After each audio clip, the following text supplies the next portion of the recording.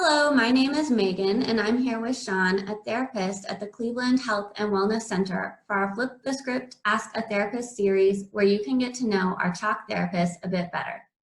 Sean is comprehensively trained in cognitive behavioral therapy and has received training and supervision in EMDR. These methods produce an increased understanding and awareness of thoughts, emotions, and behavior.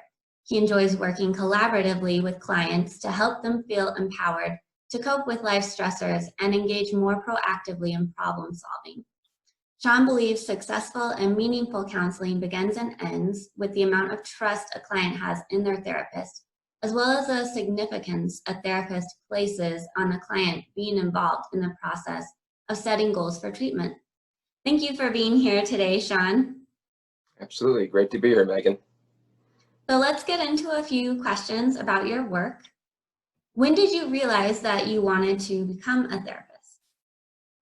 That's a great question. I think it kind of dawned on me in my last year of undergrad at Kent State when I was finishing up my degree, my bachelor's degree in psychology, and was looking at different programs. I always knew I wanted to work with people, and I think I was just trying to find my way just to how that would look. And I was interested in sociology I've always been, and I was looking at doctoral programs in sociology, but I started to look around a bit more into what a therapist role might look like in terms of a program. And the more I looked into it, the more I just thought, wow, this really kind of aligns with kind of everything that I stand for in terms of a career and what I want to try to pursue in my work, especially working in an applied practice setting, being able to work directly with people in a very, intimate way, and to be able to help them work on things that they might not, be able to on their own otherwise. So I think that's ultimately what led me to want to become a therapist. And as I started my grad program at Cleveland State, I met with a advisor my first couple weeks in the program, and I was a little uncertain about if this was the right fit for me, and maybe I was looking down the wrong path. And just meeting with him and seeing just what he resembled as a human being, and his explanation of what therapy was and how it could be, and everyone having their own style and approach, was just really empowering to me. And he really sold me on what it would mean to become a therapist. And then from there, I just was totally in, and I was so open to learning and beginning to craft my skill from there. And what populations do you enjoy working with? So I started working with younger kids early on in my career, an internship, preteens, early adolescents. And then as I started to navigate the field a little bit more, started working in community mental health, I really started to find a lot of meaning and enjoyment in my work with young adults and middle-aged adults as well. So I think, for the longest time, I really was getting a lot of experience with young adults and adults with mood disorders. And I was starting to work with individuals who've experienced more traumas in their life. And, that really opened up some doors for me to want to expand my approach to working with people and my knowledge of trauma. So I'd say today I most enjoy working with individuals who have experienced, mood disorders, but also working with those who've experienced trauma, complex trauma, and those who want to work through, navigating emotions stemming from difficult experiences they've had in life. Mm-hmm. And what treatment modalities do you draw from in your work? So I really started off with cognitive behavioral therapy as sort of my main modality of choice. It just really resonated with me and made the most sense personally and as a clinician. I really sort of understood what it was speaking to me in terms of understanding the aspects of life experience through thinking, through our feelings, our emotions, and also our bodies, our physical sensations as well. And I found it to be very helpful in explaining how, mood disorders can develop through those various aspects of our experience, and helping people, draw their attention more objectively to these aspects of daily life, and helping them be more empowered to detach and be able to observe these aspects of life experience more objectively, and not getting caught and lost in them as much, while also empowering them to engage in behaviors that are going to empower them and increase positive feelings as well. And then over time, like I mentioned, with working with more individuals who've experienced life traumas, I started to see some potential, I won't say limitations, because CBT's been great for me as an approach, but I started wanting to learn more about a bottom-up style of therapy as opposed to a top-down.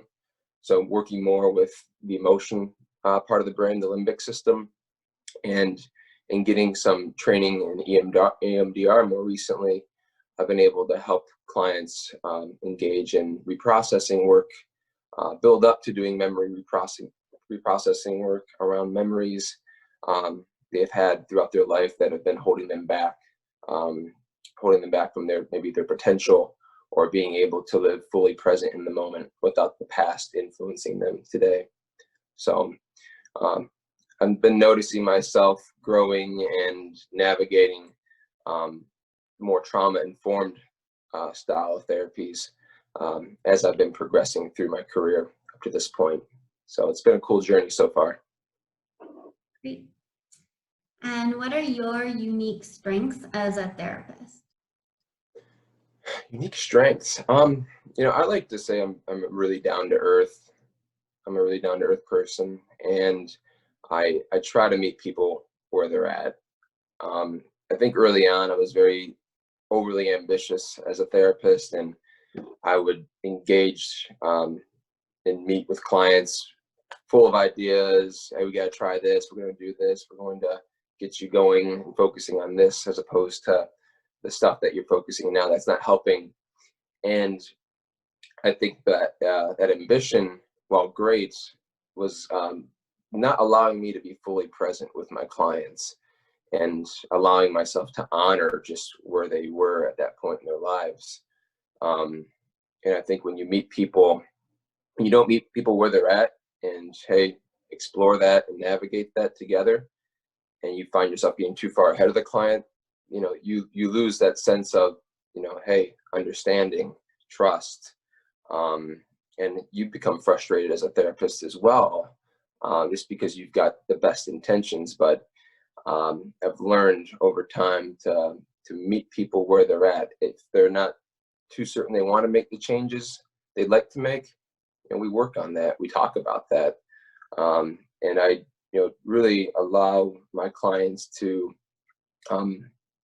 take the direction of treatment, although at times I will ultimately help lead them there if they're struggling, and coming up with ways to help get them to take baby steps in the direction they'd like to go in. So in that sense, I think I'm really proactive in problem solving, and helping clients see potential opportunities to take in the moment, and that will help get them to their bigger picture goals. Mm-hmm. And how do you manage stress in your own life? That's a great question. I'd say being outside is probably my number one. Even if it's just walking around my neighborhood, I really just appreciate just getting out in the mornings and breathing in fresh air, getting to walk my dog, and just being very mindful of the fact that every morning that's such a nice treat to have. I think years ago I probably would have thought nothing of it, but these days I'm really grateful just for those moments of solitude and calm, just walking around and being around nature. I live right next to the Metro Park, so that's always nice to ride my bike down there. Really enjoy going to the gym. It's been tough with COVID, but working out's always been, a nice outlet for me. I really am a huge nerd and I love to read. Right now I'm reading a lot of nonfiction, like psychology, counseling books. So I've been delving into that, specifically more related to EMDR. I enjoy going on vacations, taking trips, backpacking. Last year I went to Thailand for the first time, and that was such an amazing experience. I was there for 2 weeks. And then prior to that, I went on a camping trip on the West Coast from Arizona all the way up through Canada, back down to Montana. And it was just a beautiful experience, and, one that I will never forget. I got enough pictures to make sure of that, but I think just being able to see the countryside and wanting to explore and travel has always been my go-to for stress relief and adventure. I think for me, I just like the sense of seeing and learning new things. Really gives me a sense of vitality and joy, like nothing else does. And obviously being with family and friends is essential as well. And they've been so great to me and supportive throughout my life. So I'm very blessed in that regard. And I have one last question for you in 2 parts. What makes therapy effective, and who can benefit from therapy? Sure. What makes therapy effective? So, I think you might have touched on it in the beginning about, the trust and that rapport you have with the client therapist dynamic. If that's not there, especially I think from the beginning, more than likely, I feel like the client's not going to feel supported or even buy into the ways that the therapist suggests they can help them. So I think early on, establishing that initial trust, allowing the client to get to know you within, appropriate, reasons, and to be able to just let them know, like, hey, this is my approach. This is how I've typically worked with people. And, based on, what you've brought in to our sessions, this is how I think I can apply that to what you're going through, what you're experiencing. And breaking that down in a way that makes sense, and in a way that the client feels like, okay, I can see objective, steps here that I can take to reach the outcomes that I'm hoping to make. And who can benefit from therapy? I'd like to believe anyone can, to some degree, whether it's, short-term solutions focused or maybe more, longer-term care that's needed. I think a lot of it does depend on, the individual's, belief that therapy can be effective. I mean, we know all about the placebo effect, and just how important belief is in anything, for it to work. But I do believe that in using evidence-based practices and, backing that up with my own due diligence and learning my craft and understanding my clients the best that I can, I feel like the more I know about my clients, the more I'm able to help them. And obviously, we talk about that in the treatment planning as far as, what are the changes you'd like to make, how much change is realistic for you at this point in your life, and, hey, what do you feel like your threshold is for change? I like to believe that, hey, we can all make, if not leaps and bounds, we can take baby steps towards where we want to be in life. And whether that's slow and steady, or if another client might be, more motivated and, have less barriers to that change, it could come rather quickly.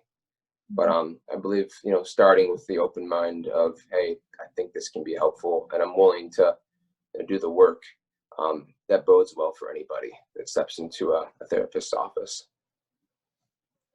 Well, thank you very much for being here with me virtually today and letting us get to know you a little bit better. It's a pleasure. Thank you, Megan.